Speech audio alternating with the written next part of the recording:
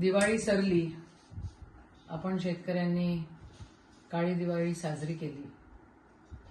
आपण अमरावती जिल्ह्यामध्ये राहतो आणि अमरावती जिल्ह्याची संस्कृती, अमरावती जिल्ह्यामध्ये एका विशिष्ट पद्धतीनं या ठिकाणी राजकारण आपण करतो. आत्तापर्यंत करत होतो, पण मागच्या या 10 वर्षांमध्ये काही विचित्र लोक या राजकारणामध्ये आलेले आहेत आणि त्यांनी अमरावतीचं नाव अतिशय खराब केलेलं आहे. एकदम हलकटपणाची वागणूक त्या ठिकाणी ते देतात. मलाही हा अनुभव ह्या दिवाळीच्या दरम्यान आला. हा माझा कार्यकर्ता आहे. मी इथे नव्हती आणि त्यावेळेला एक पाकिट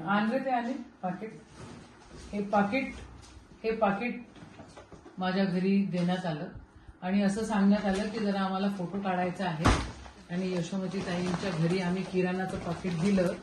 हे जे चित्रविचित्र लोक आहे, नवरा कुठे बायको कुठे, कधी सत्तेमध्ये, कधी आमच्या सपोर्टनी, कधी भाजपच्या सपोर्टनी, कधी कोणाच्या सपोर्टनी काय काय राजकारण करत असतात. त्याने मला 100 रुपयाची साडी पाठवली फुलकटासारखी.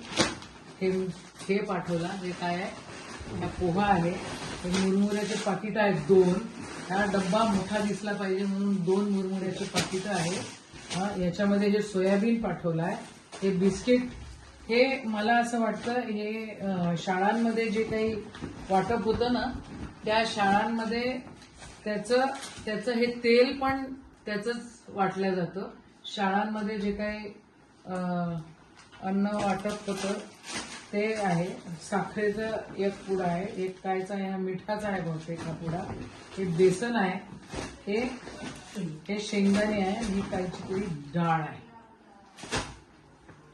परत जर असं केलं ना तर तुम्हाला चांगलं उत्तर मिळेल. माझ्या बापदादांनी कधी बारदाना चोरला नाही. मी एक प्रतिष्ठित घरातली मुलगी आहे आणि प्रतिष्ठित व्यक्तीची बायको आहे. मी असे चिल्लर धंदे तुमच्यासारखे कधी करत नाही आणि तुम्ही जर चिल्लर धंदे करत असाल तर त्याचं उत्तर आम्हाला देता येतं. शेतकऱ्यांची दिवाळी काळी गेलेली आहे. अरे हरामखोरांनो, तुम्हाला जर ह्या प्रकारे तुम्हाला जर आमचा अपमान करायचा असेल तर त्याला काय अर्थ उरतो का? तुम्हाला जर काय किराणा द्यायचा असेल, काय करायचं असेल तर शेतकऱ्यांच्या घरी जे त्यांचे पैसे दिलेले नाहीयेत ते द्या ना तुम्ही. हे काय लावलेलं आहे भानगडी? आणि ए भैया आणि भाभी, अवकातीत राहायचं. मी काय पहिल्यांदा पडली नाही आणि मी पडली, निवडून आली, नाही निवडून आली, मंत्री झाली, अजून काय झाली तरी माझ्या स्वभावात कधी फरक पडत नाही. मी माझे पक्ष बदलत नाही. मी सरड्यासारखे रंगही बदलत नाही. तुम्ही तुमच्या अवकातीत राहा एवढं तुम्हाला बोलते. आणि परत पुन्हा कधी ही अशी भानगड जर केली तुम्ही तर तुम्हाला असं उत्तर देईन ना की मग याद राखा. अमरावती जिल्ह्यामध्ये भाऊसाहेब पंजाबराव देशमुखांचा हा जिल्हा आहे. राष्ट्रसंत तुकडोजी महाराजांचा हा जिल्हा आहे. हा गाडगेबाबांचा जिल्हा आहे. जरा नीटनेटके वागा एवढंच बोलते आहे. या वेळेला फक्त व्हिडिओ बनवला, तुमची ही भिकारचोटपणा तुमचा हा उघडकीस आणला आणि परत माझ्या घरी येण्याची भानगड काही तुम्ही पडू नका. आणि माया माणसाले फोटो टाकायचा आहे रे बा, यशोमती ताईच्या घरी किराणा दिला. ह्या जर भानगडी तुम्ही केल्या तर तुम्हाला मग दाखवता येईल मला. जय हिंद, जय महाराष्ट्र. आमच्या यशोमती ताई ज्या माझ्या मोठ्या बहिणीसारख्या आहेत. काल मी त्यांचं वक्तव्य ऐकलं की त्यांनी कडाडून त्या किराण्याचा विरोध केला. किराण्याचा एक एक वस्तू त्या ठिकाणी काढून दाखवली, साडी काढून दाखवली आणि त्या ठिकाणी त्यांनी हे सांगितलं की मी मोठ्या घरची मुलगी आहे, मी जमीनदार आहे, मी पैसेवाली आहे आणि मला या किराण्याची गरज नाही आहे, कुठल्या साडीची गरज नाही आहे. कुठल्या प्रकारे त्या ठिकाणी फराळाचं शुद्ध घीमधलं जे आम्ही घरी किराणा वापरतो तोच जनतेला देतो, शेतकऱ्याला देतो, शेतमजुराला देतो. अनेक आमच्या बहिणी आहेत त्या कुटुंबामध्ये आम्ही देतो, अनेक वर्षापासून देतो. आणि यशोमती ताईला सुद्धा अनेक वर्षापासून त्यांच्या घरी एक फराळाची किट आणि एक किराण्याची किट दरवेळेस पाठवतो की एक भावातर्फे बहिणीला भेट म्हणून, ही आपुलकी म्हणून मी त्यांच्याकडे पाठवतो. कुठेतरी आपली आपुलकी कायम राहिली पाहिजे आणि कुठेतरी आपुलकीचं एक नातं जोपासलं पाहिजे. पण त्याचा जो विरोध केला ताईंनी, ज्या पद्धतीने सांगितलं, ज्या अंकारामध्ये त्यांनी सांगितलं की एका भावानं दिलेली भेट ते मला नको.